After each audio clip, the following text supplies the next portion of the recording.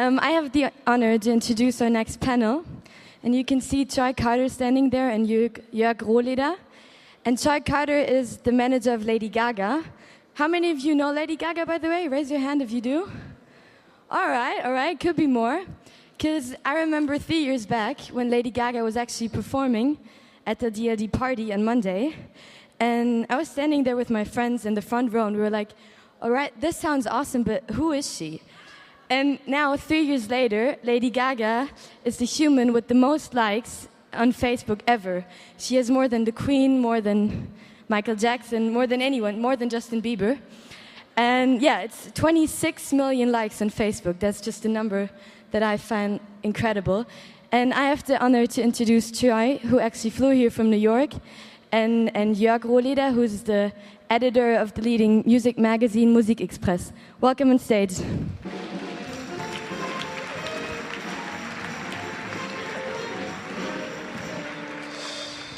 Super gemacht. Ich lerne von dir. Troy. Hello. Enough said already about you. I can go back to New York now. Yeah, or to LA. Listen, I mean, it's a great conference. We've had like loads of currencies here actually. Mad ideas, disruptive entrepreneurs, loads of money obviously. Your currency is fame. And we're sitting here because you're the founder and the head of Coalition Media, and obviously you do Lady Gaga, but let's talk about you first. Tell us about Coalition Media. What do you do? Basically, our company is called Coalition Media. We have a talent management division called Atom Factory Management, which manages Lady Gaga. We have Atom Digital that does digital marketing for recording artists and brands, and we have a music licensing company as well. Okay. And you just flew, what Lisa already said, she already stole my point. You flew in from New York. Yes. And obviously it's a big secret, but you were filming Lady Gaga's next video. Maybe. Maybe? Yeah. I heard it was cold. Yeah, we were filming a music video for Born This Way, which is the first single off of her new album. Okay. And obviously you don't want to show us anything. No. Okay. I had to ask. Tell us about it. You also have another artist, because we keep the Gaga stuff for the end because it's the last panel and we want to keep the attendances high. Your other client is called Grace and Change. Grace and Chance, yes. He's 12 years old. Yep, just turned 13 years old. And is he going to be the Justin Bieber killer? I think he's a little different from Justin, where Justin is more pop, R&B, and I think Grayson leans a little bit more pop alternative. Okay. Yeah. And is he good looking? Yeah, he's a very cute kid. Okay. I mean, Lady Gaga travels with a posse of 120 people or something like that. The House of Gaga is always with her. Mm-hmm. How many people take care of him then? Does he already have a setup like that too? No, when they say we're on the road with 120 people, it's just because it's a sophisticated operation in terms of touring. So you have sound crews, lighting crews, dancers, wardrobe departments, and with Grayson, it's pretty simple. It's about 5 or 6 people on the road with him. Mm-hmm. Yeah, just because it's less complicated right now. Okay, I mean this is digital today. What implication does the digital revolution have for the musician and also for building a career? Pardon me? What implications does digital times have for a musician and for building a career? I think it's a huge opportunity now, where Michael Jackson didn't have, Facebook, and the Beatles didn't have Twitter, and I just think there's a ton of opportunities now that that we live in a digital age. It's just about the right partnerships and thinking outside of the box and creating bigger opportunities now. But careers start faster than they used to, right? No, absolutely. Where before, if you wanted to get a message out, you would have to go territory by territory, but now, you start off global. But I mean, Lady Gaga did territory by territory. She worked very, very hard till it actually began. Yeah, well, it's the juxtaposition of, you know, the modern day technology with old-fashioned work at the same time. So where, you know, the word can spread virally, but you still need the artists in the marketplace to be able to get out there and touch the fans one by one as well. Totally. I mean, to sprinkle stardust in a way on them. Pardon me? To sprinkle stardust. Exactly. Gaga started her stardom journey basically on MySpace. Is MySpace any relevant anymore? What do you think?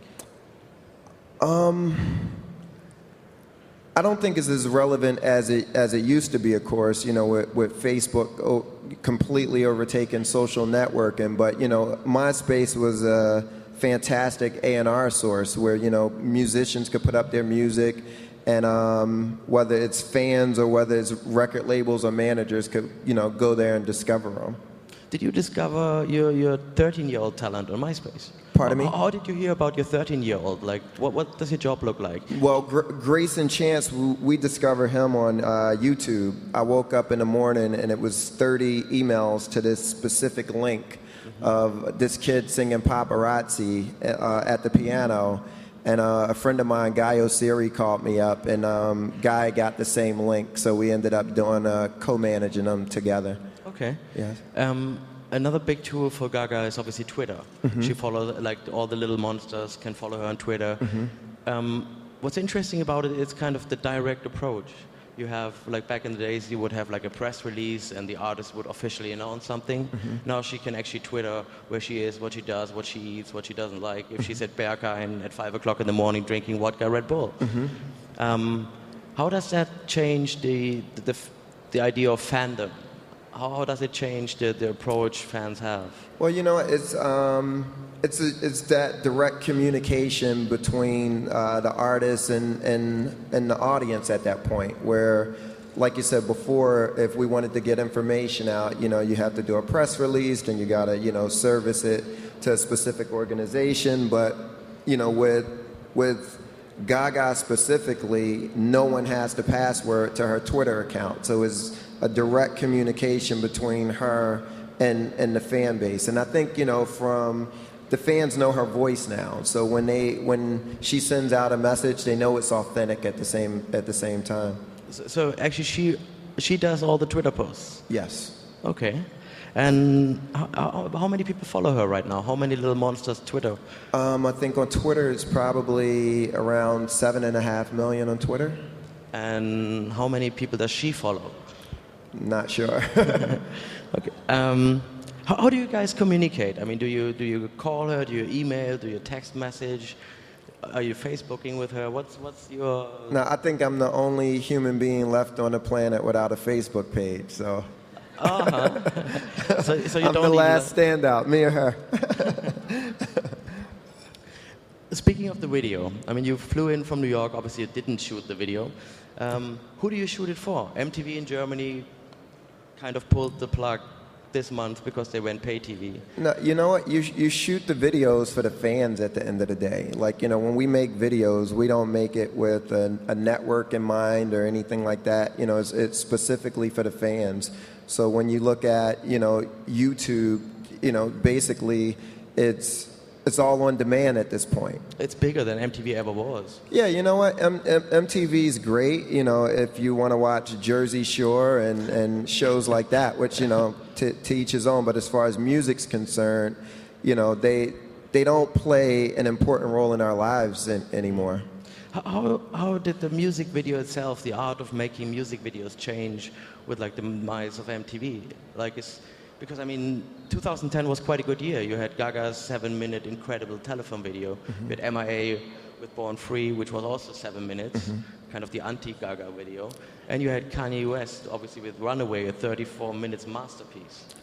Yeah, I think a lot of that has to do with the economics of the recording industry at the same time, where, you know, before everybody had $1 million to spend on a music video, and now, you know, when you have 10% of that, you have to get a lot more creative in terms of what the video is going to look like and what the creative is going to be. But Gaga's video cost more than $1 million, I guess, telephone. No, we didn't spend $1 million on that video. Oh, Yeah. wow. But Gaga is the first person to have hit the 1 billion views of her videos on YouTube and other, like Vimeo and other internet channels. The biggest difference, what you already pointed out, is that back in the MTV days, they would decide what you're going to watch. Nowadays, it's kind of you go there and choose actively what you want to see. So those views, actually, the currency is higher than just to turn on and have a heavy rotation. Yeah, you know what? It's when you appreciate being part of the digital age. You know, like if Michael Jackson would have had YouTube, you know, I think Thriller would have been, you know, probably at 10 billion views. Mm-hmm. So, you know, it's learning how to leverage the technology. It's kind of interesting. If YouTube replaces MTV for the video point of view, and platforms like Facebook, MySpace, and other networks replace kind of marketing channels, and Twitter obviously as well. Mm-hmm. What role does the traditional record company have? Why do you need a record company anymore? Well, you know, it's still, at the end of the day, it still takes a lot of money to fund these things, you know, and our business is a global operation, so it's, you know, it's not a mom and pop's organization. You know, it takes a lot of money, a lot of organization. You know, while we're asleep in LA, you know, I have somebody working in Australia and Japan, you know, so you still need the infrastructure, and, you know, and you also still need top 40 radio and other drivers outside of, you know, we still have a part of the business that's still old-fashioned, you know, and that still works. Another kind of change in the last 20 years was the 80s was the big time when Warhol proclaimed 15 minutes of fame. This session is called 15 Megabyte of fame. Mm-hmm. Do those 15 megabytes last as long as 15 minutes? Or is the career kind of shorter? I mean, Lady Gaga, she put out one album, remixed the album, got the first real superstar of the 21st century in basically 2 years. It seems like careers are much, much faster. It's kind of accelerated the fame game. You know what? When you look at the Beatles, you know, everything that they accomplished was in, you know, a very truncated period of time. So, you know, I just think it depends on who the talent is at the end of the day. You know, it's Justin Bieber may have a career of he may have a 20-year career. Like, you know, it just depends on how you manage it and whether you got hit records or not, you know, so it was one-hit wonders from the very beginning of the music industry, so, you know, that hasn't changed. Good point. At what point of Lady Gaga's career did you step into the arena? When did you meet her? We started working together about 4 years ago now. And do you want to tell the audience how you met her? What was your impression? Well, a good friend of mine, Vincent Herbert, she signed to Vince's record label eventually, but Vince, a friend of ours, referred her from MySpace, and Vince went on her MySpace page and listened to the music and flew her out to Los Angeles. And how was she as a person? Like, how I mean, her vision is crazy. I mean, it's so developed. It's so cutting edge. How much was there? It was very developed. You know, when she came into the office, she had a lot of the same songs you hear now, like from Paparazzi and you know, a few of the other songs were songs that she had on her demo. You know, and her look was the same. I just think it took, you know, a team to kind of build around the vision. I mean, we already said this. I mean, 3 years ago she was on stage here live at DLD. I mean, she was here for Michalski's party. Every 2 months I got a call, someone asking me, do you want to meet Lady Gaga? And I said, I already did a piece. I can't write every 2 months about her. And this is just Germany. Like, she's been to France, like anywhere on the globe, really. I mean, she's worked goddamn hard to get there. Have you ever seen her on a day off wearing khakis and a white T-shirt? I wish. What you see is what you get. And, I mean, so she wears her meat dress on off days, too. You would be surprised. Oh, whoa. I mean, it's really interesting. This summer she took the Monster Ball tour to America. Mm-hmm. Like, it was the homecoming of the beauty queen. She basically sold out Yankee Stadium, biggest arenas. Mm-hmm. And now in February, she's going to release her next single called Born This Way. Following May, it's going to come out the album. When does she find time to do that? I mean, back in the days, the Stones would go on tour for a year, get high for a year, take a year off, and then think about a new album. How does she do that? You know what? It's the album cycles have changed. You know, where consumers are able to get a lot of information really quick, and we can't control the amount of information that they get. So, you know, 20 years ago, in old media, you could spoon feed the public. And, you know, and if you put out a song, that's the song that they got. But now, they can dig through your entire music catalog, you know, by going on Google. So, you know, so for us, we knew we had to, if you want to build a global superstar, you got to go on the road and work globally. You got to work the world, and you have to be able to spend 2 or 3 weeks in Australia, 2 or 3 weeks in Germany, 2 or 3 weeks in the UK, and it takes a long time. So, you know, so for her, she just wanted to be able to put in the work and be able to tour the world and actually go and spend time in each of these markets. So she recorded the album in the hotel room on tour? On the road, yeah. This whole album was done on the road. That's why she travels with 120 people in the house of Gaga. What's interesting is the mathematics kind of have changed in your business. 20 years ago, people would go on tour to promote an album which they generated their income with. They would promote the album, everybody would go see the show, buy the album. Nowadays, it's kind of, you release an album to be able to go back on the road and sell concert tickets. That's the main revenue resource. Yeah, well, the two feed each, the two feed each other at the end of the day. Where, you know, I don't know a lot of artists who've ever really made a lot of money off of recorded music. Most of the money that artists make it's on the road anyway. But we don't look at it from a financial perspective as much as we do from touring is more of an artist development. You know, the live experience is what keeps a career alive. You know, when you can have an artist like an Elton John that can go out and perform classics, you know, and never have to do a new piece of material. You know, it's because he invested in the live experience. But I mean, the live experience of Gaga was incredible. I mean, as I said before, she only had one album plus some remixes, and she still managed to play in Berlin a 2-hour show. I mean, that's got to be a lot of work to get that kind of blowing into a real proportional show. Well, she refined her skill set, you know, and that's the problem with a lot of new artists. You know, it's about, let's put a single on the radio, sell a bunch of records, and make it about that.